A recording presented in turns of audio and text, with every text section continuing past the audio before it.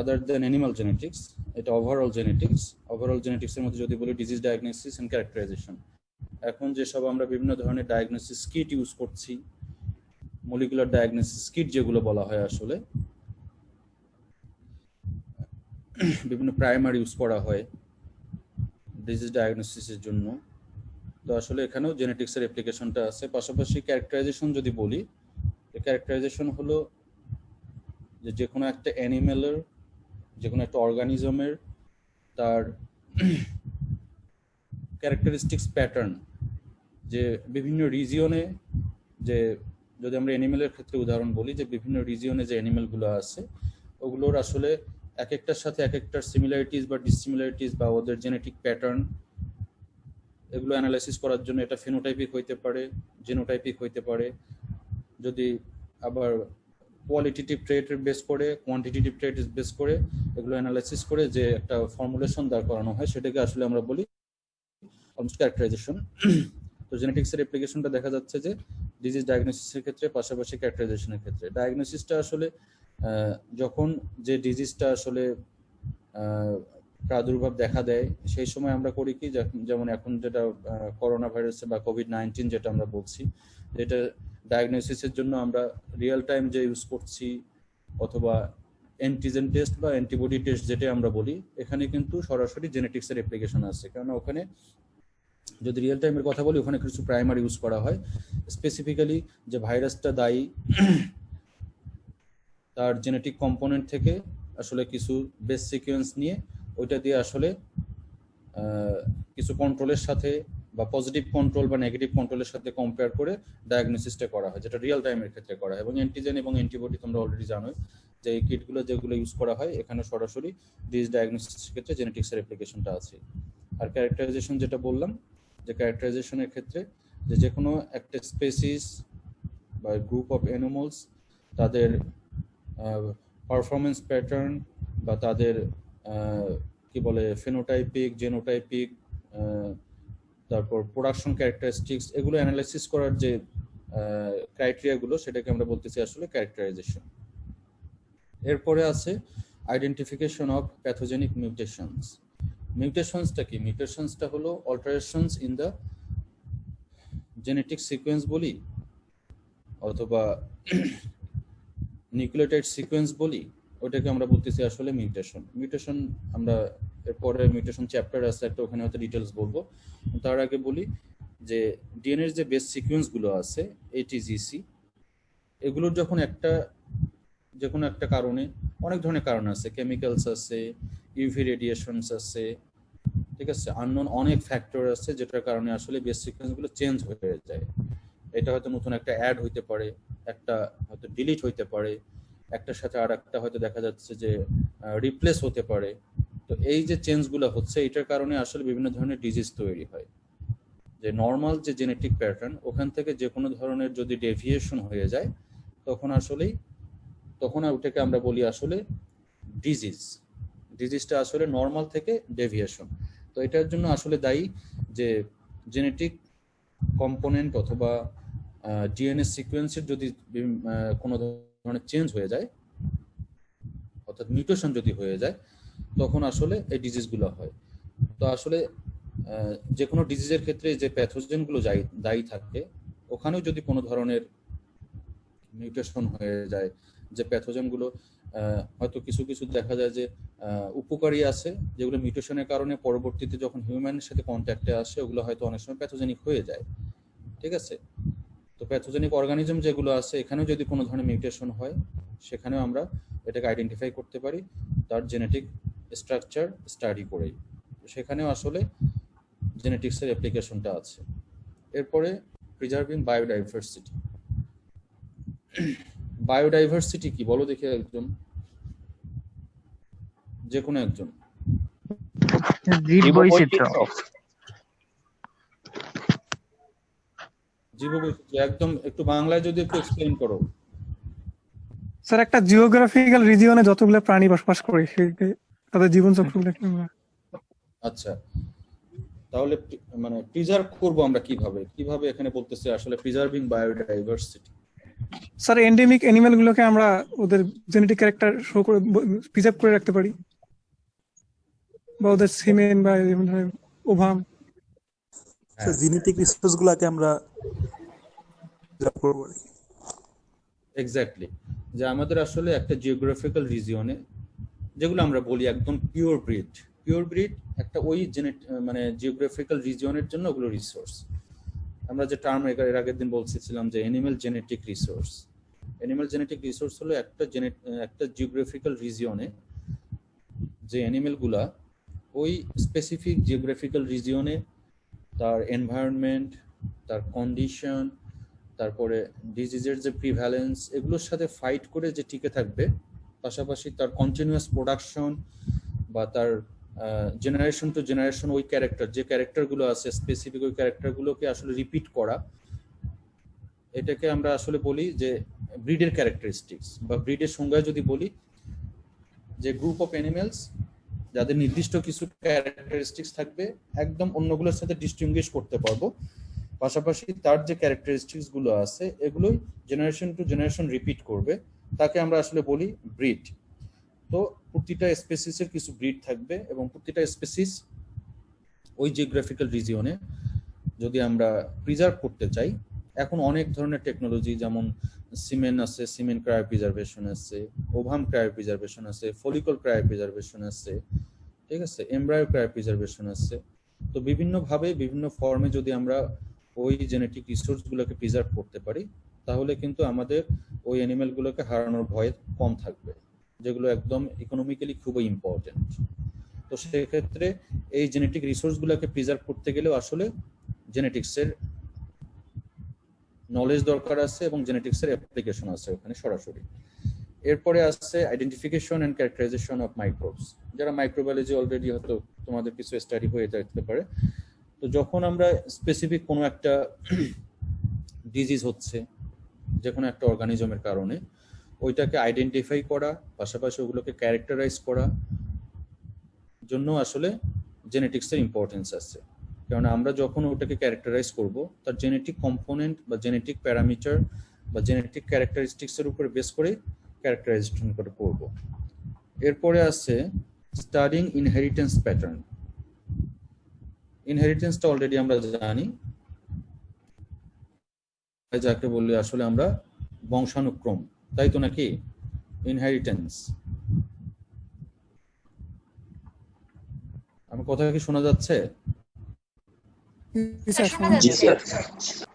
আচ্ছা, যদি আমরা ইনহেরিটেন্স প্যাটার্ন, যে আসলে জেনারেশন টু জেনারেশন প্যারেন্টস থেকে অফস্প্রিং এ বা নেক্সট জেনারেশন গুলোতে জেনেটিক কম্পোনেন্ট গুলো কিভাবে ট্রান্সমিট হচ্ছে, এটা স্টাডির জন্য আসলে জেনেটিক্সের নলেজ দরকার আছে বা জেনেটিক্সের অ্যাপ্লিকেশন আছে।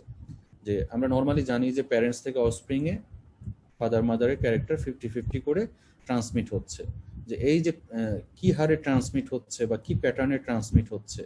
কেননা যদি একটু ধরনের ডেভিয়েশন হয়ে যায়, তখন দেখা যাচ্ছে আসলে অ্যাবনর্মালিটিস হবে। আমরা নর্মালি জানি যে যদি যে ব্রিডিং স্ট্র্যাটেজি যদি বলি বা রিপ্রোডাকশন স্ট্র্যাটেজি, যে ফাদারের কাছ থেকে 50% আসবে, মাদারের কাছ থেকে 50% আসবে। তো এই যে 50-50 করে আসলো, পরবর্তীতে এই ব্লাডটা আবার নেক্সট জেনারেশনে রিপিট করবে, এই যে প্যাটার্নটা স্টাডি করা, এটার জন্য আসলে জেনেটিক্সের অ্যাপ্লিকেশন আছে।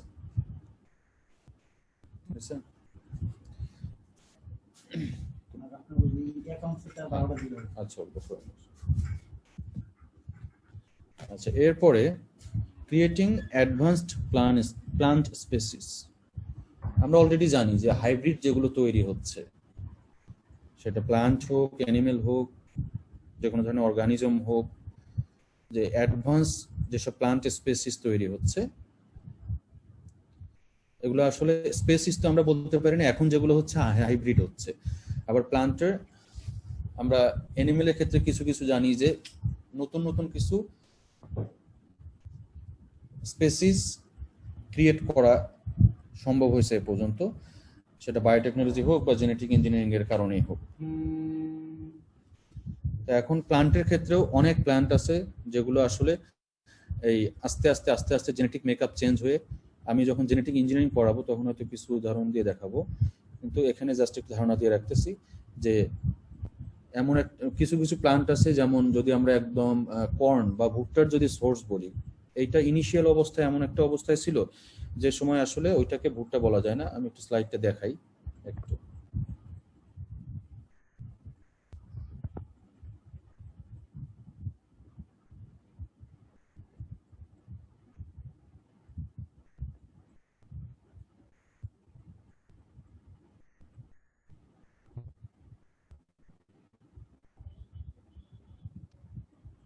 স্লাইডটা দেখালে একটু বুঝতে সুবিধা হবে।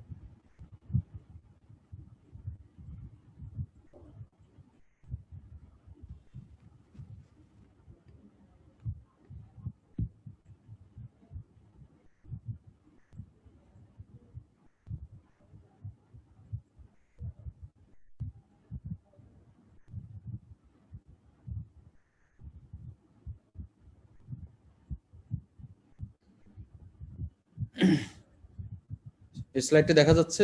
আরেকটা স্লাইড। জি স্যার, দেখা যাচ্ছে। এখানে দেখো একটা জিনিস, evolution of modern corn from ancestral টিওসিনথি।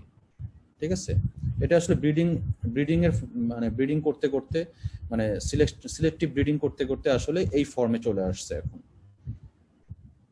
একদম লেফটে যেটা আছে এটাকে বলতেছি আমরা আসলে টিওসিনথি, এবং ওখান থেকে ইভলিউশন হইতে হইতে বা এরকম সিলেক্টিভ ব্রিডিং করতে করতে আজকের এই কর্ন। এইটা হলো মানে জেনেটিক ইঞ্জিনিয়ারিং এর একটা ফসল, যেটাতে আসলে আমরা বলি যে জেনেটিক্স এর অ্যাপ্লিকেশন আছে।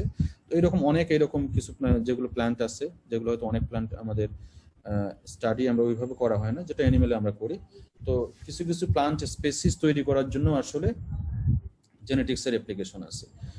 এরপরে আছে যে ক্রিয়েটিং জেনেটিক্যালি মডিফাইড অর্গানিজম। আমরা অলরেডি জানি আসলে জেনেটিক্যালি মডিফাইড অর্গানিজম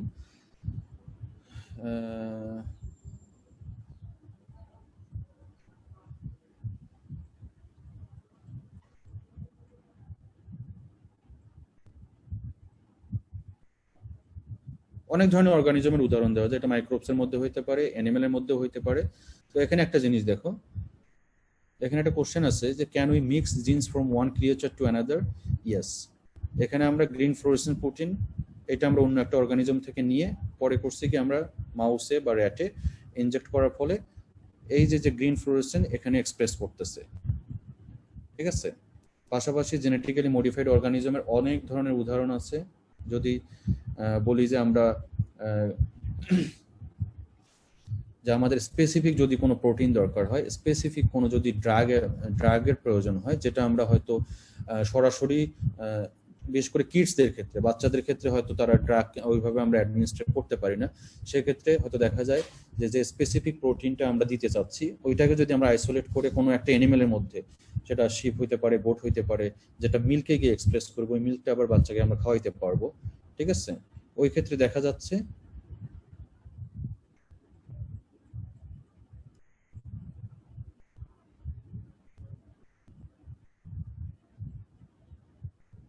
ঐশী, আমি কি ঠিক আছে? আমার শোনা যাচ্ছে? জি স্যার, শোনা যাচ্ছে, দেখা যাচ্ছে স্যার।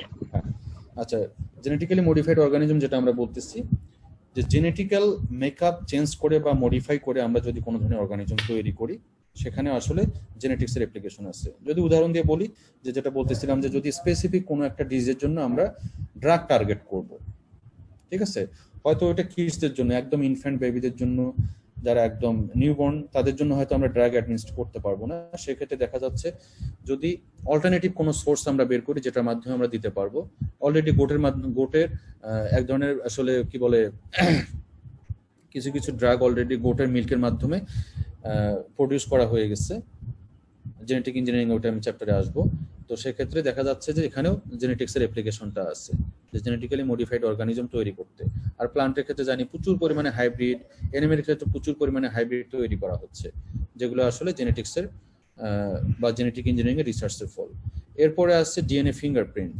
আমরা ফরেনসিক সায়েন্স জানি যে ফরেনসিক সায়েন্সে কি করা হয়, মেইনলি ফরেনসিক সায়েন্সে তারা যদি সিম্পল একটা উদাহরণ দেই, যে তারা ক্রাইম সিনগুলো থেকে তারা করে কি ব্লাড কালেক্ট করে, মানে যতগুলো বিভিন্ন স্পটে যেসব ব্লাডগুলো থাকে বা আরো সোর্স আছে যেগুলো মানে যেখান থেকে তারা কোনোভাবে হোক ডিএনএ স্যাম্পল নিতে পারবে, এটা ওখানে তারপরে কি বলে যে কোনো একটা জিনিস কেউ হয়তো ধরছে, ওখান থেকেও তারা ফিঙ্গারপ্রিন্ট নিয়ে অ্যানালাইসিস করে, ব্লাডের তারা ডিএনএ সিকোয়েন্স করে ওখানকার ফিঙ্গারপ্রিন্ট নিয়ে তারা অ্যানালাইসিস করে, হয়তো ক্লোথ থেকে, বিভিন্ন ধরনের ক্রাইম সিনগুলোতে অনেক ধরনের সোর্স থাকে যেখান থেকে তারা আসলে ওই যে স্যাম্পল নিয়ে তারা করে কি এই যে ডিএনএ ফিঙ্গারপ্রিন্টের মাধ্যমে তারা বুঝতে পারে যে এখানে কতজন ক্রাইমের সাথে ছিল, বা ওগুলো ম্যাচ করে তারা দেখে যে আসলে কোনটার সাথে কোনোটা মানে মিল আছে কিনা, বা যদি তাদের ওই রকম ডাটা ব্যাংক থাকে।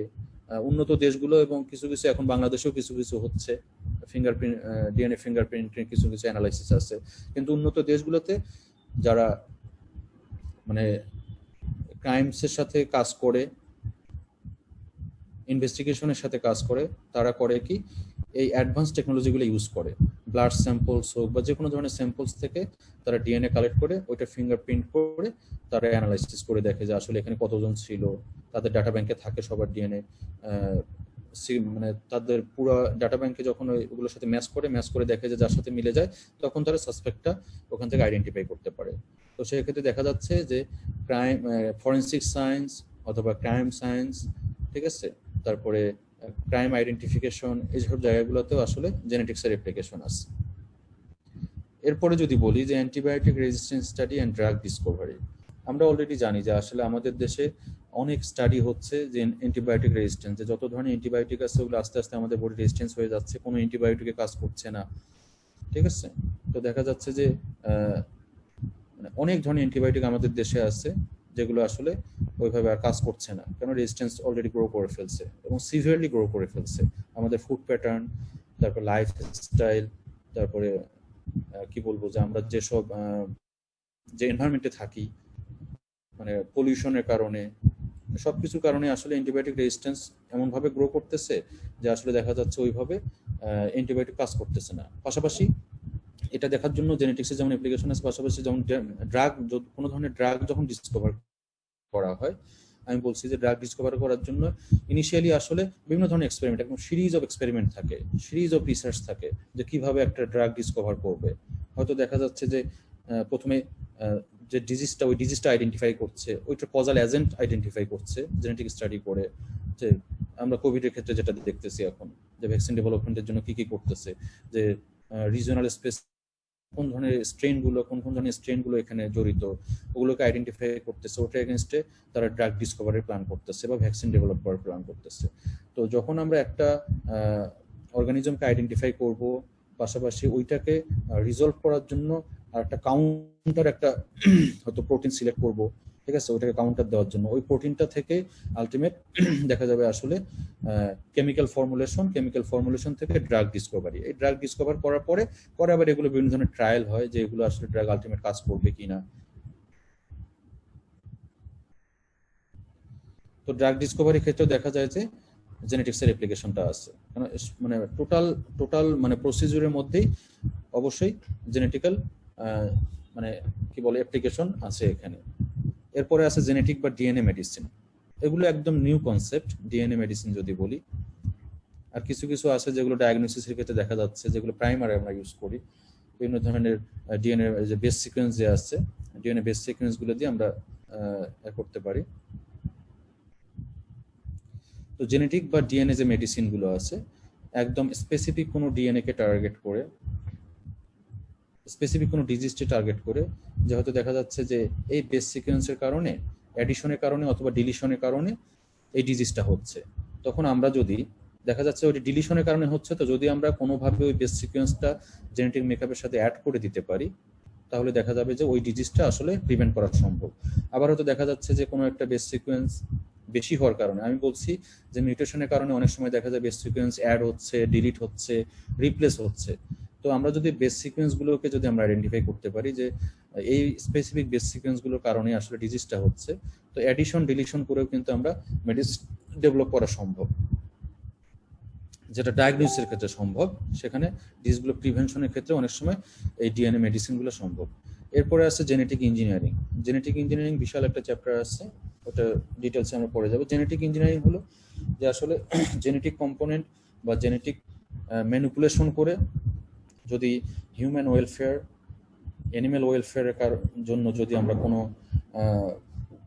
প্রোডাক্ট তৈরি করতে পারি, সেটা ডিফারেন্ট ফর্মে হতে পারে। এটা মাইক্রোবিয়াল ফর্মে হইতে পারে, ফুডের ফর্মে হইতে পারে, তারপরে মেডিসিনের ফর্মে হইতে পারে, ঠিক আছে? যে কোনো ফর্মে যদি আমরা জেনেটিক কম্পোনেন্ট বা জেনেটিক ম্যানিপুলেশন করতে পারি, এইটার যে সায়েন্সটা, এটাকে আমরা বলি আসলে জেনেটিক ইঞ্জিনিয়ারিং। জেনেটিক ইঞ্জিনিয়ারিং এর প্রচুর অ্যাপ্লিকেশন আছে এখন, রিসেন্ট যদি বলি সব জায়গাতেই একদম কি বলে animal production, crop production, fisheries, aquatic থেকে শুরু করে মেডিকেল সায়েন্স, সব জায়গাতেই জেনেটিক ইঞ্জিনিয়ারিং এর অ্যাপ্লিকেশন আছে। বিশেষ করে ডিজিজের ক্ষেত্রে অথবা মেডিকেল সায়েন্সে যে জেনেটিক ইঞ্জিনিয়ারিং অ্যাপ্লিকেশন একদম মারাত্মকভাবে, যে কোনো ধরনের আমরা যত ধরনের অ্যানালাইসিস করতেছি, যত ধরনের ডিজিজ নিয়ে কাজ করি, যত ধরনের ফিজিক্যাল অ্যাবনর্মালিটিস নিয়ে কাজ করি, সব জায়গাতে আসলে এখন জেনেটিক ইঞ্জিনিয়ারিংটা একদম কি বলে সিভিয়ারলি অ্যাপ্লাই করতেছে সবাই। আছে ক্রপ ইমপ্রুভমেন্ট। ক্রপ ইমপ্রুভমেন্ট এটা আমরা একটা তখন দেখলাম যে বিভিন্ন স্পেসিস তৈরি করার জন্য, এখানে যদি ক্রপ ইমপ্রুভমেন্ট বলি, যে আসলে যে ব্রিডগুলো, হাইব্রিডগুলো তৈরি হচ্ছে আমাদের দেশেও কিছু কিছু কাজ টাজ হচ্ছে, আবার উন্নত দেশগুলোতে অলরেডি হাইব্রিড এমন একটা পর্যায়ে চলে গেছে যেখানে আসলে প্রোডাকশন হয়তো দেখা যাচ্ছে যে ক্রপের কথা যদি বলি, যে অনেক ক্রপ আছে যেগুলো সাইজ কিছু কিছু আমাদের দেশে যদি মনে করে 1 কেজি আছে, সেটা হয়তো তারা হাইব্রিড বা সিলেক্টিভ ব্রিডিং করতে করতে 5 কেজিতে নিয়ে গেছে। তো যে হারে মানে পপুলেশন বাড়তেছে, যে হারে খাবারের নিড বাড়তেছে, আসলে আলটিমেট এই ইমপ্রুভমেন্টে না গিয়ে বা হাইব্রিডে না গিয়ে উপায় নেই। হ্যাঁ, অনেক ধরনের ডিবেট আছে, প্রোজ এন্ড কনস সবগুলোরই আছে, কিন্তু আলটিমেট আমাদের দেশেও যদি বলি যে অনেক ধরনের হাইব্রিড, যেগুলো আমরা মানে এই গ্লোবাল নিড বা আমাদের কান্ট্রি নিড আসলে আমরা ফেস করতে পারতেছি, কিন্তু আসলে এই হাইব্রিডের কারণে, যেটা হয়তো দেখা যাচ্ছে আজ থেকে 10-15 বছর বা 20 বছর আগে যেটা কল্পনাও করা যাচ্ছে না, মানে যাচ্ছিল না, যে প্রোডাকশন কি পরিমাণে হচ্ছে, ওই সময় প্রোডাকশনের সাথে এখনকার প্রোডাকশনের ফার ডিফারেন্স। তো এগুলো আসলে হ্যাঁ please sir, is hybrid food is harmful for our health? ওই যে বললাম যে কিছু প্রোস কিছু কনস, প্রসপেক্ট আছে, কনস্ট্রেন্টস আছে অনেকভাবে। যারা এগুলো কি বলে অর্গানিক ফুড নিয়ে কাজ করে, যারা হয়তো দেখা যাচ্ছে যে বিভিন্ন ধরনের অর্গানাইজেশন আছে যারা হয়তো ডিসকারেজ করে, কিন্তু আমি যদি বলি সিম্পলি যে হ্যাঁ, কিছু যেহেতু জেনেটিক মেকআপ চেঞ্জ করা হয়, জেনেটিক মেকআপের মডিফিকেশন হয়, কিছু ইফেক্ট আছে একেবারে যে এরকম, তারা তো বিভিন্ন ধরনের অ্যানালাইসিস করে, বিভিন্ন ধরনের এক্সপেরিমেন্টেশন করে তো আসলে নিয়ে আসে বাজারে। তবে হ্যাঁ, কিছু কিছু হাইব্রিড আছে অলরেডি কিন্তু ব্যান্ড হয়ে যাচ্ছে। আমরা যদি বিটি বেগুনের কথা বলি, ঠিক আছে, আমাদের দেশে কিন্তু আসার পরেও কিন্তু এটা কিন্তু খুব একটা মানে জায়গা করে নিতে পারেনি, যেটা হয়তো ইন্ডিয়াতে অনেক অনেক ভালোভাবে জায়গা করে নিচ্ছে। তারা বলতেছে যে বিটি বেগুনের কারণে অনেক ধরনের ডিজিজ, ক্যান্সার, অনেক ধরনের সমস্যা তৈরি হচ্ছে। কেন হয় কি, যে হাইব্রিড গুলো তাদের জেনেটিক মেকআপ চেঞ্জ করা হয়, তো জেনেটিক মেকআপ চেঞ্জ করে বা সিলেক্টিভ ব্রিডিং করে করানো হয়। তো ওগুলো যখন মানুষ খাবে, আমরা নর্মালি আমাদের জেনেটিক প্যাটার্ন যেভাবে মানে বাইরের কম্পোনেন্ট বা যে কোনো একটা এক্সটার্নাল একটা বডিকে যেভাবে অ্যাকসেপ্ট করে, হয়তো কোনো ধরনের যদি চেঞ্জ হয়ে যায় আমাদের বডিতে, কোনো ধরনের যদি জেনেটিক মেকআপে আমাদের এফেক্ট করে ওই হাইব্রিডের কারণে, তখন কিন্তু ডিজিজগুলো হয়। তবে হ্যাঁ, কিছু কিছু হাইব্রিড আছে, কিছু কিছু হাইব্রিড প্রোডাক্ট আছে, কিছু কিছু ইমপ্রুভ প্রোডাক্ট আছে যেগুলো শরীরের জন্য কিছু খারাপ দিক আছে। তারপরেও আমি মনে করি যে বলো, কেউ কিছু বলছিলে? না স্যার, হয়তো ভুলে আনমিউট হয়ে গিয়েছিল। আচ্ছা, হাইব্রিডের মানে ভালো খারাপ দুটো দিকে আছে, কিন্তু এখন যে অবস্থা হাইব্রিডের, যে এখন মানে অ্যাডভান্স টেকনোলজির যে অ্যাপ্লিকেশন, এখানে আমি বলবো যে প্রোডাকশনটা বাড়ানোর জন্য বা আমাদের যে নিড আছে, গ্লোবাল নিড আছে ফুডের, এইটা বাড়ানোর জন্য হাইব্রিড ছাড়া আসলে উপায় নেই। কারণ আমাদের চাষের জমি দিনে দিনে কমে যাচ্ছে, সেখানে যদি আমরা হাইব্রিডে না যাই, অ্যাডভান্স টেকনোলজিতে না যাই, তাহলে আমাদের দেখা যাবে যে অনেক পিছিয়ে পড়বো। কিছু কিছু ডিমেরিটস আছে, কিন্তু আমি মনে করি যে মেরিটসটাই বেশি হাইব্রিডের ক্ষেত্রে। এরপরে আছে animal and plant breeding program. আমরা যদি একদম ট্রেডিশনাল ব্রিডিং বলি, ট্রেডিশনাল ব্রিডিংটা কি? Selective breeding. এখানে অ্যাডভান্স কোনো টেকনোলজি নেই, একদম মনে করো যে যখন কোনো এরকম অ্যাডভান্স কোনো সায়েন্স ছিল না তখনও কিন্তু এই অ্যানিমেলগুলো ছিল, প্ল্যান্টগুলো ছিল, কিন্তু এগুলোকে সিলেক্টিভ ব্রিডিং করতে করতে এমন একটা শেপে নিয়ে আসা হচ্ছে যে আসলে দেখা যাচ্ছে যে ওই যেটা আমি ভুট্টা কর্নের যেটা দেখালাম, ওইটা হয়তো একসময় খাবার মানে এডিবল ছিল না, কিন্তু এখন কর্নটা এডিবল পর্যায়ে চলে আসছে। এগুলো আসলে সিলেক্টিভ ব্রিডিং বা অ্যাডভান্স টেকনোলজির ফল। তো অ্যানিমেল এবং প্লান্টের ব্রিডিং প্রোগ্রামেও জেনেটিক্সের ইম্পর্টেন্স আছে, কারণ আমরা জানি যে genetic component parents to offspring transmit হচ্ছে, সেটা নর্মাল ব্রিডিং প্যাটার্নে হোক বা অ্যাডভান্স ব্রিডিংয়েই হোক বা অ্যাডভান্স টেকনোলজি দিয়েই হোক, আলটিমেট ম্যানিপুলেশন করা হয় জেনেটিক কম্পোনেন্টটাকেই। এই জন্যই বলা হয় যে অ্যানিমেল এবং প্লান্টের ব্রিডিং যে সিস্টেম আছে, ট্রেডিশনাল ব্রিডিং বা অ্যাডভান্স ব্রিডিং, সব জায়গাতে আসলে জেনেটিক্সের অ্যাপ্লিকেশনটা আছে। এরপরে আছে infectious disease diagnosis. Already know that যে ডিজিজ ডায়াগনোসিসের ক্ষেত্রে বা ইনফেকশাস ডিজিজ ডায়াগনোসিসের ক্ষেত্রে জেনেটিক্সের অ্যাপ্লিকেশন অবশ্যই আছে, কারণ ডিজিজ ডায়াগনোসিসে আমরা জেনেটিক কম্পোনেন্টটাকে ইউটিলাইজ করি। জেনেটিক কম্পোনেন্টটাকে ইউটিলাইজ না করলে আমরা আসলে বুঝতে পারবো না যে স্পেসিফিক এই ভাইরাসটা বা এই ব্যাকটেরিয়াটা মানে এই ডিজিজটা মানে কজাল এজেন্ট কি না। যদি তার জেনেটিক কম্পোনেন্ট আমরা জানতে পারি, যদি ক্যারেক্টারাইজ করতে পারি, তখন আমরা জানি যে না আসলে এটা এই ডিজিজটার জন্য এই এজেন্টটাই দায়ী।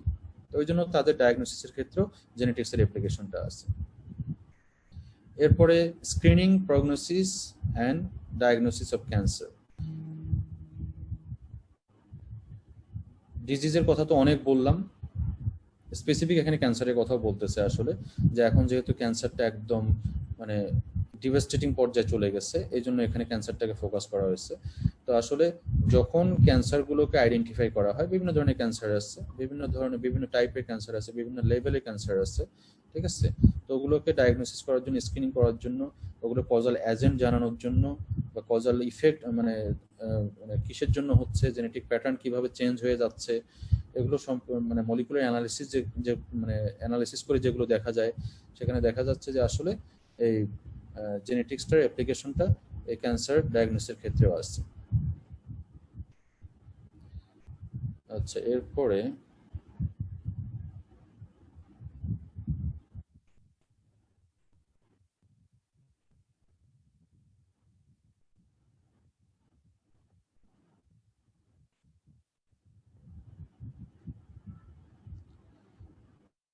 এখানে দেখলাম আসলে যে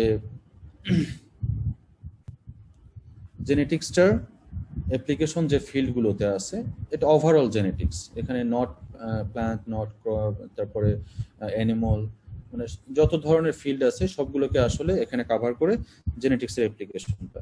যদি স্পেসিফিক্যালি আমরা বলি যে একদম পিন পয়েন্টে, যেহেতু আমরা অ্যানিমেল জেনেটিক্স নিয়ে পড়াশোনা করতেছি, যে অ্যানিমেলের ক্ষেত্রে যদি বলি যে অ্যানিমেল জেনেটিক্সটা কি জন্য ইম্পর্টেন্ট, আমাদের অ্যানিমেল ইমপ্রুভমেন্টের জন্য হোক বা কনজারভেশনের জন্য হোক বা ক্যারেক্টারাইজেশনের জন্য হোক, স্পেসিফিক 3টা পয়েন্ট আমি এখানে নোট করব। সেটা হলো যে স্লাইড কি স্যার দেখাচ্ছেন?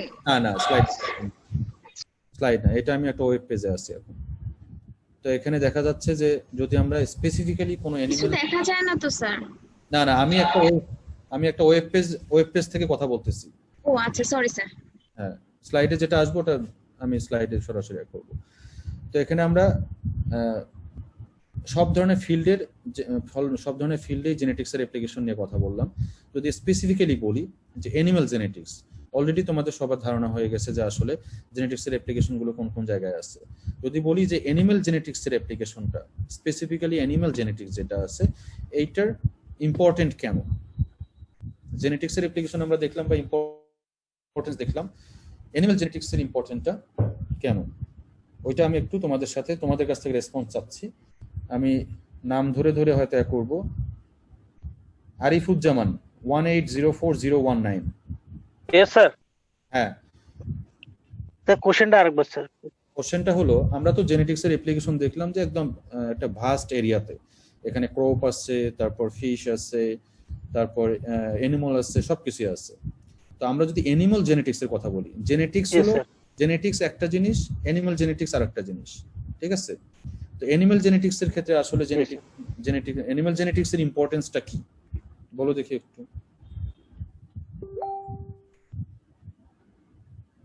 স্যার এনিমেল জেনেটিক্স স্যার আমরা স্যার যখন হাইব্রিডাইজেশন করবো স্যার, আচ্ছা যখন স্যার একটা এনিমেল থেকে আমরা যখন স্যার সংকরায়ন করে স্যার একটা উন্নত মানের এনিমেল তৈরি করবো স্যার, আচ্ছা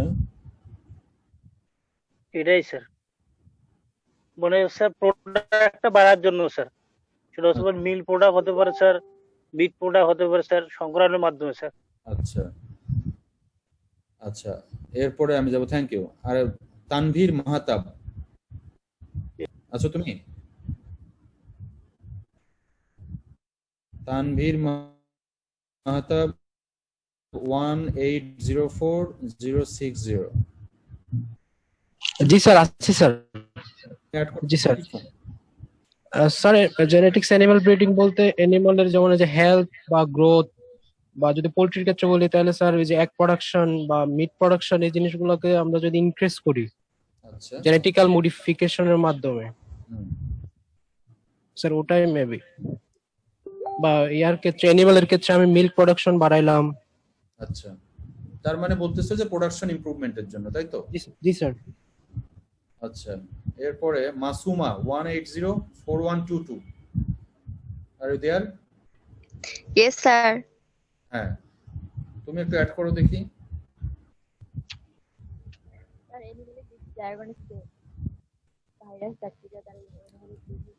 তোমাকে শোনা যাচ্ছে না, একটু জোরে বলো।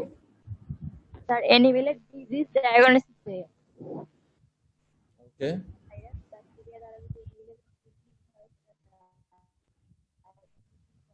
আচ্ছা, ডায়াগনোসিসের ক্ষেত্রে আরিফুজ্জামান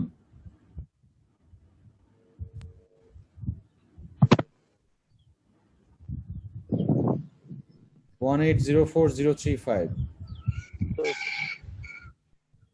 আরিফুজ্জামান কে আসছে?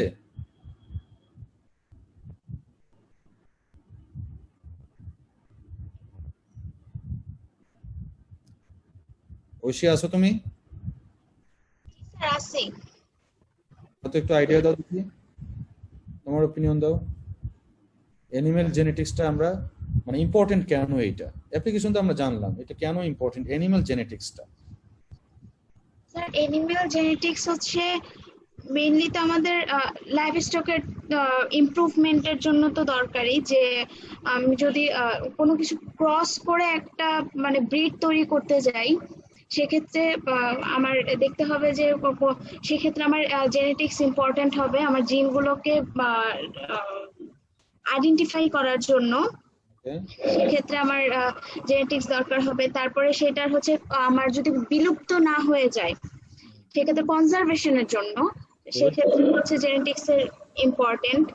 এছাড়াও আমরা হচ্ছে যেমন ডিজিজ ডায়াগনোসিস বা সেই একটা এনিম্যাল কেন বা সে দুর্বল হয়ে যাচ্ছে বা এরকম যদি কিছু হয়, তার মধ্যে কোনো যদি প্রবলেম দেখা যায়, সেটা ডায়াগনোসিস করার জন্য। অ্যান্ড স্যার এগুলোই আমার মাথায় আসলো। হ্যাঁ, তুমি মোটামুটি কভার করছো সব। আমরা এখানে 3টা পয়েন্ট ফোকাস করতে পারি, যেটা প্রোগ্রেশনের ক্ষেত্রেও মানে ওখানে বলছি আমি, কনজারভেশন, ক্যারেক্টারাইজেশন, জেনেটিক ইমপ্রুভমেন্ট। ঠিক আছে, এই 3টাতে যদি ফোকাস করি আমরা, একদম 3টা একদম জিস্ট। আমরা ডিজিজ ডায়াগনোসিস করি বা অ্যাডভান্স করি, কিন্তু আমরা যদি বলি একদম বেসিক ক্ষেত্রে যদি বলি, তাহলে এই 3টার উপরে আমি ফোকাস করব, characterization, conservation and genetic improvement, যেটা তোমরা অলরেডি বলতেছিলা। যে কনজারভেশনটা হলো যে আমরা যদি অ্যানিমাল জেনেটিক্সটাকে আমরা ক্যারেক্টারাইজেশন, যে বিভিন্ন জিওগ্রাফিক্যাল লোকেশনে আমাদের যে অ্যানিমেল গুলোকে আছে ওগুলোর আসলে পরিচিতি দরকার আছে। পরিচিতি মানে যে এগুলো কেমন পারফরমেন্স করতেছে, কি পরিমাণ কত লিটার দুধ দিচ্ছে, বা যদি চিকেনের ক্ষেত্রে বলি তারা কি রকম ওজন দিচ্ছে, তারপরে কি পরিমাণ ডিম দিচ্ছে, এগুলো যদি আমরা নলেজ না মানে এগুলো যদি ইনফরমেশন আমাদের না থাকে, তাহলে কিন্তু ওগুলোর আমরা জেনেটিক ইমপ্রুভমেন্ট থেকে শুরু করে বা ওগুলো কনজারভেশনের কিন্তু ইম্পর্টেন্সটা আসবে না। ওই জন্য ইনিশিয়ালি অ্যানিমেল জেনেটিক্সটা দিয়ে, বা অ্যানিমেল জেনেটিক্স ইম্পর্টেন্ট কারণ আমরা ওগুলো দিয়ে ক্যারেক্টারাইজ করতে পারবো। ইনিশিয়ালি আমাদের দরকার হলো অ্যানিমেলকে ক্যারেক্টারাইজ করা, তাদের বিভিন্ন পারফরমেন্সের উপরে, বিভিন্ন ক্যারেক্টারিস্টিক্স এর উপরে তাদেরকে ক্যারেক্টারাইজেশন করা। এরপরে আছে কনজারভেশন। কনজারভেশনটা হলো যে আমাদের মানে স্পেসিফিক যে জেনেটিক রিসোর্সগুলো আছে এগুলোকে কনজার্ভ করার জন্য আসলে আমাদের অ্যানিমেল জেনেটিক্সটা দরকার আছে। কেননা হয়তো দেখা যাচ্ছে যে এর আগের দিন আমি একদিন বলতেছিলাম যে এদিকে পাবনা ক্যাটেল আছে, আমাদের রেড চিটং আছে, আমাদের যেগুলো রিসোর্স আছে, ব্ল্যাক বেঙ্গল আছে, কিছু কিছু জায়গায় যমুনাপাড়িও আছে, ঠিক আছে, কিন্তু আমাদের রিসোর্স যদি বলি সেটা ব্ল্যাক বেঙ্গল। তো এই ব্ল্যাক বেঙ্গলটা হয়তো দেখা যাবে যে কোনো একটা এগুলো তো আসলে স্পেসিস গুলো বা অ্যানিমেল গুলো একটা নির্দিষ্ট কারণে, ন্যাচারাল ডিজাস্টারের কারণে হোক বা যে কোনো প্রবলেমের কারণে আস্তে আস্তে এগুলো এক্সটিংক্ট হইতে থাকে বা আস্তে বিলুপ্ত হইতে থাকে। তো এগুলোকে যদি আমরা কনজার্ভ না করতে পারি তাহলে কিন্তু স্পেসিস মানে এ যাবৎ অনেক অ্যানিমেল স্পেসিস কিন্তু হারিয়ে গেছে, শুধুমাত্র মানে due to lack of conservation, যে আমরা তাদেরকে কনজার্ভ করতে পারিনি, এই জন্য তারা আস্তে আস্তে ওই স্পেসিস গুলোই ভ্যানিশ হয়ে গেছে। তো আমরা অ্যানিমেল জেনেটিক্সটাকে ইম্পর্টেন্ট এই কারণেই যে তাদেরকে আমরা যদি ক্যারেক্টারাইজ করতে পারি, পাশাপাশি তাদেরকে কনজার্ভ করতে পারি, তাহলে আমাদের ভ্যালুয়েবল যে রিসোর্স গুলো আছে এগুলোকে আমরা মানে রক্ষা করতে পারবো এবং বিলুপ্ত হওয়া থেকে মানে বিলুপ্তিটা রোধ করতে পারবো। এরপরে আছে তোমরা যেটা বলতেছিলে যে আসলে পারফরমেন্স বাড়ানো, এটাকে আমরা সিম্পলি যদি বলি যে জেনেটিক ইমপ্রুভমেন্ট। জেনেটিক ইমপ্রুভমেন্ট এটা অ্যানিমেলের ক্ষেত্রে যদি বলি যে মিল্ক প্রোডাকশন হোক, মিট প্রোডাকশন হোক, তারপরে উল প্রোডাকশন আছে, এগ প্রোডাকশন আছে, ঠিক আছে, তাদেরকে আমরা বিভিন্ন পারপাসে আর ইউজ করি, ঠিক আছে। অ্যানিমেল গুলোকে গ্রামে গঞ্জে যেটা করা হয়, এখন হয়তো অনেক মেকানাইজেশন হয়ে গেছে, কিন্তু একসময় কিন্তু এই অ্যানিমেল গুলোকে দিয়েই আসলে হাল চাষ থেকে শুরু করে বিভিন্ন ধরনের ট্রান্সপোর্টের জন্য ইউজ করা হতো। তো এগুলোকে যদি আমরা জেনেটিক ইমপ্রুভমেন্ট করে জেনেটিক্যালি সুপিরিয়র বানাতে পারি তাহলে কিন্তু তাদের পারফরমেন্স থেকে শুরু করে তাদের প্রোডাকশন অনেক আমরা সেক্ষেত্রে অ্যানিমেল জেনেটিক্সটা আমাদের এই তিনটা জিনিসের উপরে ফোকাস করেই আমরা করতে পারবো, ডিসকাস করতে পারবো। এবং আমি বলি যে আমি হয়তো পয়েন্টগুলো তোমাদের সামনে নিয়ে আসতেছি, কিন্তু এগুলোকে ইলাবোরেট করে বা আরো একটু ব্রিফলি ডিসক্রাইব করে তোমাদের কিন্তু আসলে যখন এক্সামের ব্যাপারে আসবে তখন কিন্তু ডিসক্রাইব করতে হবে। মানে যখন তোমরা খাতায় লিখবা তখন অবশ্যই এগুলো হয়তো পয়েন্ট হিসেবে আমি দিচ্ছি, অ্যাপ্লিকেশন গুলো পয়েন্ট হিসেবে দিচ্ছি, সেগুলো তোমাদেরকে মাসল দিতে হবে। আমি হয়তো শুধু স্কেলিটনটা দাঁড় করাই দিচ্ছি, তোমাদেরকে ওগুলোতে মাসল দিতে হবে। যে ডিজিজ ডায়াগনোসিস একটা হয়তো এক্সাম্পল দিতে হবে যে আমরা কিভাবে আসলে একটা স্পেসিফিক ডিজিজটাকে ডায়াগনোসিস করতে পারি আমাদের জেনেটিক্সের নলেজ দিয়ে। জেনেটিক ইমপ্রুভমেন্ট যে আসলে স্পেসিফিক কোনো প্রোডাকশন প্যাটার্ন দিয়ে আমরা জেনেটিক্যালি সুপিরিয়র অ্যানিমেল তৈরি করতে পারি। যদি এক্সাম্পল বলি যে মিল্ক প্রোডাকশন, যেহেতু একটা অ্যানিমেল 10 লিটার দিচ্ছে, তার নেক্সট জেনারেশনে আমরা কিভাবে বাড়াইতে পারবো, সেটা সিলেক্টিভ ব্রিডিং এর মাধ্যমে হইতে পারে, অ্যাডভান্স টেকনোলজির মাধ্যমে হইতে পারে। তো এইভাবে এগুলো তো মাসল দিতে হবে একটু একটু করে, যাতে মানে স্যার হ্যাঁ প্লিজ স্যার আমি বলতেছিলাম যে আমরা তো স্যার ড্রাগ বা মেডিসিন বা বিভিন্ন ধরনের ভ্যাকসিন আবিষ্কারের ক্ষেত্রেও কিন্তু স্যার আমরা এই যে এক্সপেরিমেন্টাল মানে অ্যানিমেল ব্যবহার করতে পারি, যেমন রেবিট আছে, তারপর স্যার পিগ আছে। হ্যাঁ হ্যাঁ স্যার এটাও একটা স্যার ইম্পর্টেন্স হতে পারে না? হ্যাঁ অবশ্যই হইতে পারে, অবশ্যই হইতে পারে স্যার।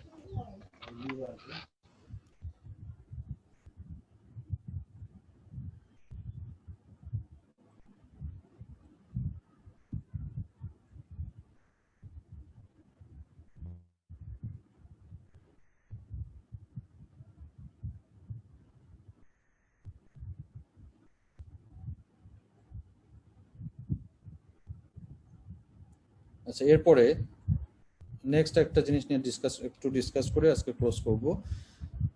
আমরা যদি জেনেটিক্সের কথা বলি, ওভারঅল জেনেটিক্সের কথা বলি, জেনেটিক্সের কথা আসলে একটা নাম আসে, সেটা হলো Gregor Johann Mendel.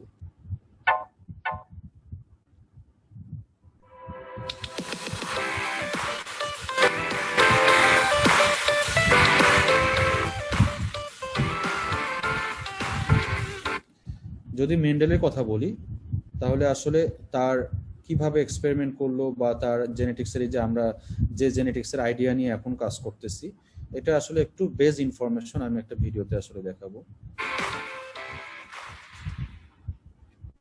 Between 1856 and 1863, Gregor Mendel, an Austrian monk, grew and studied peas. That probably doesn't sound that exciting, but what he learned about genetics changed everything. Let's look at what he did.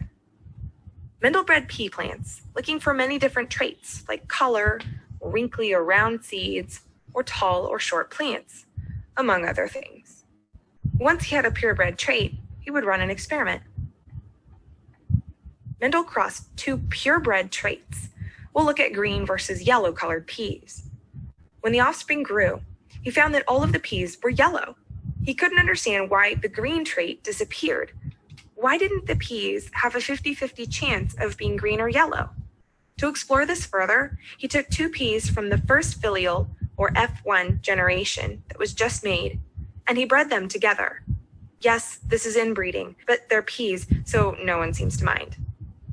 When the second filial generation arrived, F2, 75% of the peas were yellow, but 25% were green. The green peas seem to disappear in the F1, but magically reappear in the F2 generation. What could be happening? Mendel decided that there were factors, which we now call genes. The genes could be either dominant or recessive, and dominant alleles or traits mask recessive alleles. In this case, the yellow is dominant and the green is recessive. So the purebred parents made offspring that had green and yellow alleles, but only the yellow showed because it was dominant. And when the F1 generation bred, there was a chance that they could both give the recessive allele to the offspring, so the green peas showed up again. If you could look at the chromosomes in the pea plants, you would find the gene for seed color. A gene is a section of DNA that controls a trait. The different seed colors have different alleles, which are variations of a gene, like green or yellow. Allele is a fun word to say, and it's actually even more fun to write in cursive, but you can try that next time you're bored. Now you get two alleles for every gene, because you have a set of chromosomes from mom and a set of chromosomes from dad, and the same is true for plants. When you write alleles, dominant alleles get capitalized letters, and recessive alleles are lowercase. If a dominant and recessive allele are together, it's called heterozygous. Hetero means different, and the alleles are different, so that makes sense. If the alleles are the same and dominant, we call that homozygous dominant. Homo means same. If the alleles are the same and recessive, we call them homozygous recessive. The letters we choose here are arbitrary, but it's good to use letters that are very different when you view capital and lowercase versions, otherwise it can be confusing. So letters like O aren't good, but letters like Y, T, or R are great. In pea pods, green is dominant over yellow. If these are the genotypes or allele combinations, what are the phenotypes? Having just one dominant allele of the gene will make it green in this case. So there are two green pods and one yellow pod. Now this is pretty simple, but let's try thinking about this in terms of making gametes. Assuming tallness is dominant, what would the genotype look like for a man who's homozygous for tall? And what are the possible gamete combinations? Now because tall is dominant, this would be a homozygous dominant genotype, 2 capital letters. Again, you can choose any 2 letters you like, but I'm going to use T for tall. When gametes form, only half of the DNA is in each cell, so only one allele can go to each of the sperm that are formed. There's only one possible gamete combination in this case, capital T, the tallness gene. But let's try another case. What would the genotype look like for a woman who's heterozygous for tall? And what are the possible gamete combinations? Now, heterozygous means different alleles, so this will be written with a capital and a lowercase t. This also means that there are 2 possible gamete combinations, an egg with a big T for the tallness gene, or an egg with a little t for a short gene.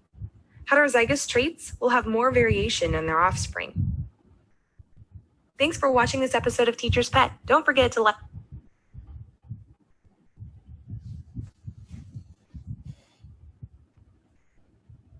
আচ্ছা, মেন্ডেলের আসলে যে থিমটা ছিল যে initially সে আসলে দুইটা pure ব্রিডকে বা pure লাইনকে ক্রস করে দেখলো যে সবগুলো আসতেছে ইয়েলো, এবং কেন ইয়েলো আসলো সেটাও কিন্তু এক্সপ্লেইন, যে যেহেতু সবগুলো ডমিনেন্ট অবস্থায় ছিল। পরে যখন ওটা F1 জেনারেশনে ছিল, যখন F2 তে আসলো, F2 তে এসে দেখলো যে না, আবার ইয়েলোর সাথে গ্রিনটাও রিপিট করতেছে, ঠিক আছে, যে রিসিসিভটাও এখানে আবার তার ক্যারেক্টার শো করছে।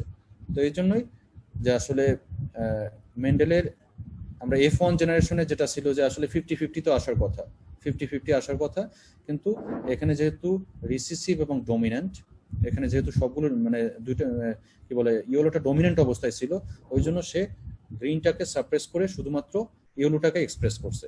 পরে যখন আবার F2 জেনারেশনে আসলো তখন কিন্তু রিসিসিভটাও কিন্তু শো করলো যে গ্রিনটা যেটা 3টা ইয়েলো এখানে মানে যে মেন্ডেলের যে থিওরি যেটা 3:1, ঠিক আছে, এটা কিন্তু ফলো করতেছে।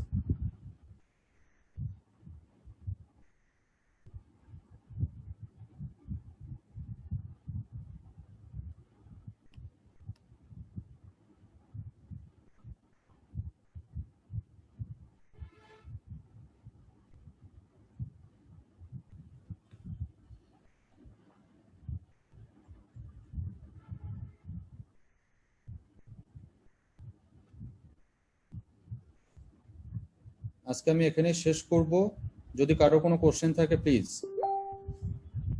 একটা কোশ্চেন আছে। হ্যাঁ প্লিজ। অ্যান্টিবায়োটিক ড্রাগ ইনভেনশন নামে একটা টপিক আছে sir, antibiotic resistance and drug invention. হ্যাঁ হ্যাঁ, এটা বুঝি নেই স্যার ক্লিয়ার। আচ্ছা, অ্যান্টিবায়োটিক রেজিস্ট্যান্স হলো যে আমরা যে অ্যান্টিবায়োটিক গুলো রেগুলারলি ইউজ করি, মানে এটা তো মেডিসিন একটা, ঠিক আছে, মেডিসিনটা কেননা দেখা যাবে যে আমার বডি এক সময় দেখা যাবে যে ওই অ্যান্টিবায়োটিকটা রেজিস্ট্যান্স হয়ে যাবে, দ্যাট মিনস ওইটা আর আমার বডিতে কাজ করতেছে না এই সেন্সে যে আমার বডি বা আমার জেনেটিক মেকআপ হোক বা আমার বডি ইমিউনিটি তাকে আস্তে আস্তে কেননা অ্যান্টিবায়োটিকটা আসলে কখন দেওয়া হয়, যে কোনো একটা ইনফেকশনের কারণে অ্যান্টিবায়োটিকটা দেওয়া হচ্ছে যে যাতে ওই ইনফেকশনটা সে সাপ্রেস করতে পারে। কিন্তু এমন এক সময় দেখা গেল যে ইনফেকশনের মাত্রা বা ইনফেকশনের বডি ইমিউনিটি রেসপন্সটা আস্তে আস্তে কমতে ওই অ্যান্টিবায়োটিকটা আর কাজ করতেছে না, বা যে ইমিউনিটিটা তৈরি করার কথা সেই ইমিউনিটিটা তৈরি করতে পারতেছে না। আমাদের দেশে এখন যেটা সমস্যা হচ্ছে সেটা হলো যে কোনো ধরনের অ্যান্টিবায়োটিক বডি রেজিস্ট্যান্স এত বেড়ে গেছে, যে কোনো ধরনের অ্যান্টিবায়োটিক রেজিস্ট্যান্স আর কোনো কাজ করছে না। তো সেক্ষেত্রে দেখা যাচ্ছে যে যত অ্যান্টিবায়োটিক আমরা ইউজ করি, যে আমরা যে কোনো একটা কি বলে প্যাথোলজিকে টার্গেট করে বা যে কোনো একটা অর্গানিজমকে টার্গেট করে যখন আমরা অ্যান্টিবায়োটিকটা ইউজ করতেছি, ওইটা আর ফার্দার কাজ করছে না, বডির ইমিউনিটি তৈরি করতেছে না, মানে ডিজিজটাকে রিমুভ করতে পারতেছে না। তো এই জন্য আসলে বলতেছে যে অ্যান্টিবায়োটিক রেজিস্ট্যান্স, যে যত ধরনের অ্যান্টিবায়োটিক আমাদের বাজারে অ্যাভেলেবেল আছে আস্তে এমন অবস্থা একটা হয়ে যাচ্ছে যেটা আমাদের ফুড হ্যাবিটের কারণে হোক, বডি ইমিউনিটি মানে ল্যাক অফ ইমিউন সিস্টেম, ঠিক আছে, পাশাপাশি আমাদের যে এনভায়রনমেন্ট সবকিছু মিলে আসলে আমাদের ইমিউনিটিটা ওইভাবে করছে না ওই অ্যান্টিবায়োটিকের কারণে। অ্যান্টিবায়োটিক দিলে আমরা স্বাভাবিকভাবে হবে কি যে কোনো একটা প্যাথোজেনের এগেইনস্টে কাজ করে, মানে অ্যান্টিবডি তৈরি করে ওই প্যাথোজেনের এগেইনস্টে কাজ করার কথা, কিন্তু আলটিমেট ওই কাজটা করছে না। এই জন্য বলতেছে যে অ্যান্টিবায়োটিক রেজিস্ট্যান্স হচ্ছে, যে যত ধরনের অ্যান্টিবায়োটিক আমরা এখন দেশে অ্যাভেলেবেল আছে অনেকগুলো কিন্তু আর কাজ করছে না। এটা আমাদের অনেক ধরনের কজাল এজেন্ট আছে, এর মধ্যে আমাদের ফুড হ্যাবিট আছে, এনভায়রনমেন্টাল ফ্যাক্টরস আছে, ঠিক আছে, পাশাপাশি জেনেটিক মেকআপটা কি জন্য আছে, কেন আসলে ফাদার মাদারের জেনেটিক মেকআপটাই আসলে তো অফস্প্রিংয়ের মধ্যে আসে, বা আস্তে ম্যাচিউর হলে তার যে ইমিউনিটিটা আছে এই ইমিউনিটিটা অনেক সময় আস্তে দুর্বল হতে থাকে। বয়স বাড়ার সাথেই দেখা যাচ্ছে যে ইমিউন সিস্টেমটা অনেক সময় হ্যাম্পার হচ্ছে। এই কারণে দেখা যাচ্ছে যে অর্গানিজমগুলোর সাথে ফাইট করতে পারতেছে না, কেননা অ্যান্টিবায়োটিকটা ওখানে কাজ করছে না। এবং আর ড্রাগ ডিসকভারি যেটা আছে, ড্রাগ ডিসকভারি কি, আমরা যে কোনো একটা ডিজিজ যখন আইডেন্টিফাই করি, যে কোনো একটা অর্গানিজমকে ক্যারেক্টারাইজ করি যে এই অর্গানিজমটায় দায়ী, তখন ওখান থেকে হয়তো তার প্রোটিন নিলাম, আবার ওইটাকে টার্গেট করার জন্য কোনো একটা কেমিক্যালস আমরা সিলেক্ট করলাম।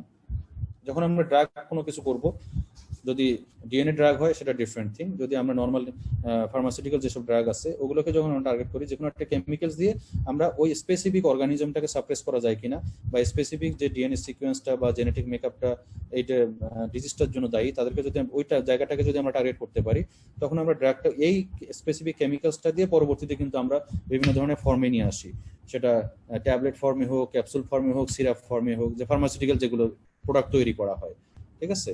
তো এই ড্রাগ ডিসকভারির ক্ষেত্রে যদি আমরা ওই স্পেসিফিক অর্গানিজমের জেনেটিক্স না জানি, তাহলে কিন্তু আমরা ড্রাগ ডিসকভারি করতে পারবো না। Got it? Yes sir. Okay, আর কি দেবো?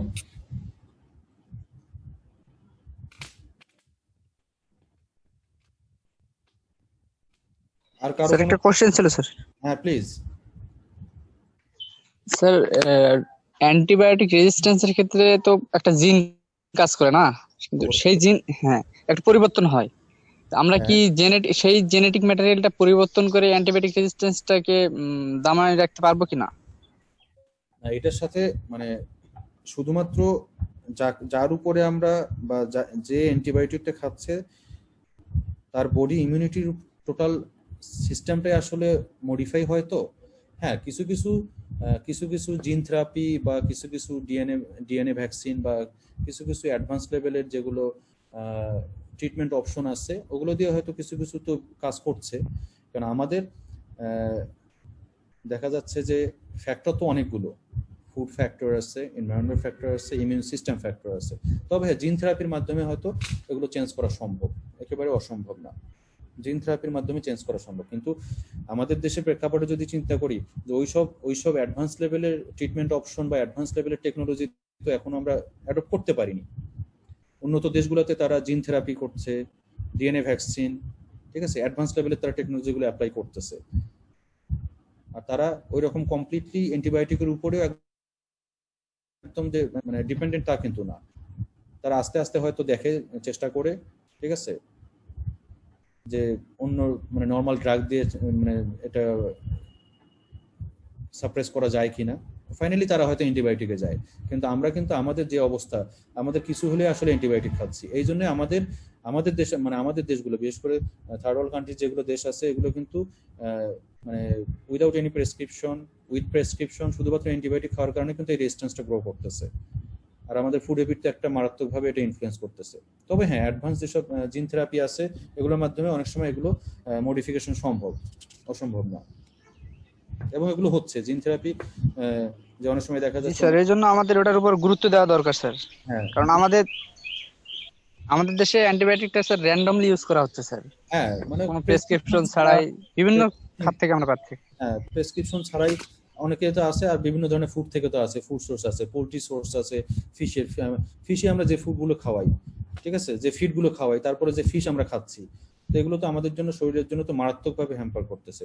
পোল্ট্রিতে যেসব মনে করো যে কি বলে বাই প্রোডাক্টস গুলো, পোল্ট্রি বাই প্রোডাক্টস আমরা ফিশে দিচ্ছি, তারপর পোল্ট্রিতে যে ফিডগুলো আমরা ইউজ করি, প্রসেস যেগুলো আমরা খাচ্ছি ফিড, এগুলো তো সবগুলোতেই মারাত্মকভাবে আমাদের শরীরের জন্য আসলে ক্ষতি করতেছে, বা অ্যান্টিবায়োটিক রেজিস্ট্যান্সটা মারাত্মকভাবে মানে গ্রো করতেছে। আর কেউ? স্যার এই অ্যান্টিবায়োটিক রেজিস্ট্যান্সটা কি স্যার মাদার থেকে অফস্প্রিং এ ট্রান্সফার হয়? এইটা কোন মাদারে যদি অ্যান্টিবায়োটিক রেজিস্ট্যান্স হয় কোন অ্যান্টিবায়োটিক, তাহলে ওটা কি অফস্প্রিং এ যাবে?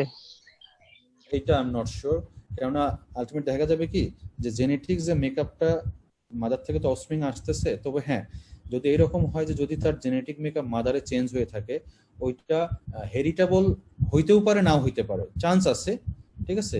কারণ জেনেটিক্স যে ডিজিজগুলো হচ্ছে এগুলো কিন্তু জেনেটিক্যালি ট্রান্সমিট যেগুলো করে, যে ডিজিজগুলো জেনেটিক ট্রান্সমিশনের মাধ্যমে, এগুলো কিন্তু ওই ফাদার মাদারের ছিল জন্যই কিন্তু অফস্প্রিং এ আসে। যেমন এখন অনেকে বলতেছে ডায়াবেটিসটা আসলে ফাদার মাদারে থাকলে, তারপরে হাইপারটেনশন থেকে শুরু করে আরো কিছু কিছু ডিজিজ আছে, একদম কমন কিছু ডিজিজ আছে যেগুলো বলতেছে আসলে জেনেটিক্যালি ট্রান্সমিট হচ্ছে। তো আমার যতটুকু মনে হয় আর কি, আমি যেহেতু আমি লিটারেচার ওটা দেখিনি, যে এমন হইতে পারে যে হ্যাঁ, যদি কোনো জেনেটিক মেকআপ মাদারে চেঞ্জ হয়ে থাকে তাহলে ওইটা হয়তো অফস্প্রিং আসতে পারে। যেহেতু জেনেটিক মেকআপের মানে কোশ্চেনটা হলো জেনেটিক মেকআপ, যদি ওখানে চেঞ্জ হয়ে থাকে তাহলে হয়তো অনেক সময় ওইটা ট্রান্সমিট হয়ে অফস্প্রিং আসতে পারে। আর কিছু? Thank you sir. আর কাউকে কোশ্চেন? ক্যারেক্টারাইজেশন একটা পয়েন্ট বলছিলেন স্যার, যে অ্যানিমাল ক্যারেক্টারাইজেশন একটা পয়েন্ট বলছিলেন স্যার, যে অ্যানিমাল জেনেটিক্স এর ইম্পর্টেন্ট, ওই পয়েন্টটা বুঝে নেই স্যার।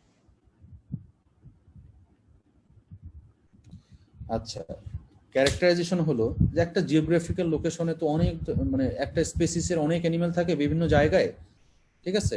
তো তাকে আমরা আসলে কিভাবে নাম দিব।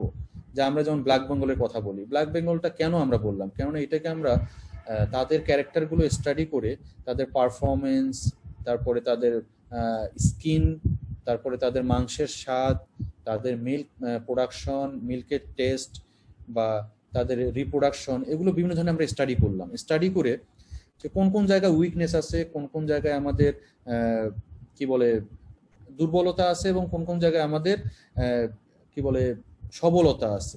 ঠিক আছে, যে এই জিনিসগুলো যে আমরা আইডেন্টিফাই করতে পারি, যে একটা পপুলেশনকে যদি বলি যে একটা লাইভ স্টক পপুলেশনকে অ্যাসেস করার জন্য যে ফ্যাক্টরগুলোকে আমরা অ্যানালাইসিস করি, এইটা টোটাল যে মানে প্রোগ্রামটা, এটাকে আমরা বলতেছি আসলে ক্যারেক্টারাইজেশন।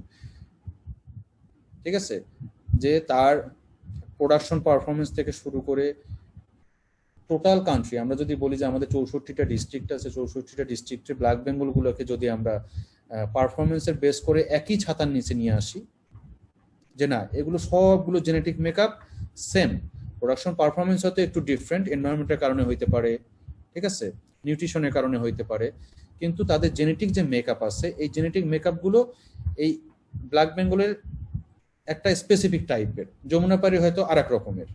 ঠিক আছে, তো এই যে তাকে একটা ছাতার নিচে নিয়ে আসা, যে ব্ল্যাক বেঙ্গল, এগুলো ব্ল্যাক বেঙ্গল আমরা যমুনাপাড়ি থেকে আইডেন্টিফাই করতে পারি, কেননা তাদের জেনেটিক মেকআপের মধ্যে সিমিলারিটিজ আছে, প্রোডাকশন পারফরমেন্সের মধ্যে সিমিলারিটিজ আছে, ঠিক আছে, ব্রিডিং প্যাটার্নের মধ্যে সিমিলারিটিজ আছে। এইটাকে আমরা বলি আসলে characterization, assessment of livestock population and their production environments to establish their current status, একটা ডেফিনেশন এখানে আছে। তো যখন আমরা একটা স্পেসিসকে, একটা লাইভস্টক পপুলেশনকে তাদের বিভিন্ন প্যারামিটারের উপরে বেস করে ইভালুয়েশন করব বা অ্যাসেস করব, তখন তাকে আমরা বলি আসলে ক্যারেক্টারাইজেশন। বোঝা গেছে? এটা ইম্পর্টেন্ট কেন তাহলে? ইম্পর্টেন্ট কেন? আমরা যমুনাপাড়ি থেকে ব্ল্যাক বেঙ্গলকে কেন আইডেন্টিফাই করতেছি? আমরা কেন বলি যে ব্ল্যাক বেঙ্গল এটা আমাদের রিসোর্স? ঠিক আছে, রিসোর্স এই কারণে যে আমরা তাদের প্রোডাকশন প্যারামিটার স্টাডি করে দেখছি যে এর অনেক ভালো দিক আছে। তো আমরা যদি পারফরমেন্স যদি অ্যানালাইসিস না করতাম, তাহলে কম্পেয়ার করব কিভাবে? ঠিক আছে, তোমরা মনে করো পরীক্ষা, সবাই ডিভিএম এ এখন 3-1 এ আসো, ঠিক আছে, তো কে ভালো কে মন্দ কিভাবে আমি ইভালুয়েট করব? আমি এক্সাম নিব, টেস্ট নিব, টেস্ট নিয়ে দেখবো যে কে কেমন রেসপন্স করতেছে, তখন আমি আইডেন্টিফাই করব যে না এ ভালো পারফরমেন্স করে, সে খারাপ পারফরমেন্স করে। তো আমি যে এক্সাম নিলাম, তোমাকে বিভিন্নভাবে ভাইবা নিলাম, রিটার্ন নিলাম, ঠিক আছে, কুইজ নিলাম, ক্লাস টেস্ট নিলাম, ফাইনাল এক্সাম নিলাম, এই যে বিভিন্ন প্যারামিটারের মাধ্যমে তোমাকে যে আমি আইডেন্টিফাই করলাম, এটাই আসলে ক্যারেক্টারাইজেশন আমি বলবো সিম্পল। আর একজনের সাথে মানে তুমি আলাদা করে ফেললাম আমি তোমাকে, যে না ওইটার চেয়ে এটা বেটার বা এটার চেয়ে ওইটা বেটার। বেটার না করতে পারি তাহলে কিন্তু আমরা কনজারভেশনও যাইতে পারবো না, যে যারা বেটার তাদেরকে আমরা কনজার্ভ করবো। পাশাপাশি তাদের যদি আমি আইডেন্টিফাই না করতে পারি, তাহলে কিন্তু আমি জেনেটিক ইমপ্রুভমেন্টে যেতে পারবো না। যদি আমি বুঝতে না পারি যে এটা ভালো, তাহলে আমি তাদের জেনেটিক ইমপ্রুভমেন্ট প্রোগ্রামে কেন যাব? এই জন্য ক্যারেক্টারাইজেশনটা ইম্পর্টেন্ট, তাদের আইডেন্টিফাই করে কনজারভেশন করা, জেনেটিক ইমপ্রুভমেন্ট করা। বুঝতে পারছি? ওকে, আচ্ছা, আর কোনো কোশ্চেন না থাকলে আমি ক্লোজ করব। নেক্সট ক্লাসে দেখা হবে ইনশাআল্লাহ। সবাই ভালো থাকো, সাবধানে।